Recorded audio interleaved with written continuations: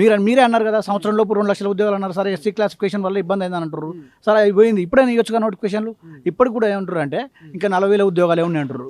అంటే 2 లక్షలలో ఇంకా 1,60,000 ఉద్యోగాలు ఇచ్చిర్రా? మీరే చెప్తారు 60,000 వచ్చినామని. ఒకడేమో 60 అంటాడు, ఒకడు 70 అంటాడు, ఒక 1,00,000 అంటాడు.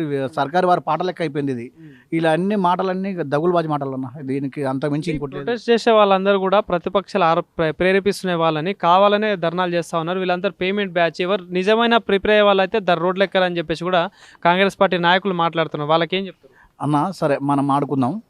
మీరు గతంలో మా దగ్గరకు వచ్చి చెనగాని దయాకర్ కానీ, ఇప్పుడు మన ఈ రియాజ్ సార్ కానీ, బల్మూరు వెంకట్ కానీ వీళ్ళందరూ వచ్చినప్పుడు మేము ప్రతిపక్ష అభ్యర్థులం. అప్పుడు కానప్పుడు ఇప్పుడు ఎట్లయితాం? మొన్న కూడా ఏదో మీడియాలో మాట్లాడుతూ రేవంత్ రెడ్డి అంటాడు ఉస్మానియా వాళ్ళు బార్లలో కూర్చొని తాగుతారు అంటారు. అసలు ఒక అడ్డ మీద కూలీలా అంటే నిరుద్యోగం అంటే మీ దృష్టిలో అదా? మరి అడ్డ మీద కూలీల దగ్గరికి నువ్వు ఎందుకు పోయినావు? నిన్న నిజంగా అడ్డ మీద కూలీలే కదా. అడ్డ మీద కూలీల దగ్గరికి నేను ఉస్మానియా యూనివర్సిటీకి ఎందుకు పోయినావు? ఎందుకు హామీలు ఇచ్చినావు? మళ్ళీ నీ అప్పుడు వస్తా నేను మాయ మాటలు ఎందుకు? మీ మాటలు ఒకటి, మీ చేతలు ఒకటి. మీ మాట వేరు, మీ తీరు వేరు, మీ పంతనం వేరు, మీరు చేసేది వేరు. మీరు చెప్పేది ఒకటి, మీరు చేసేది ఒకటి. అన్నీ అబద్ధాలు.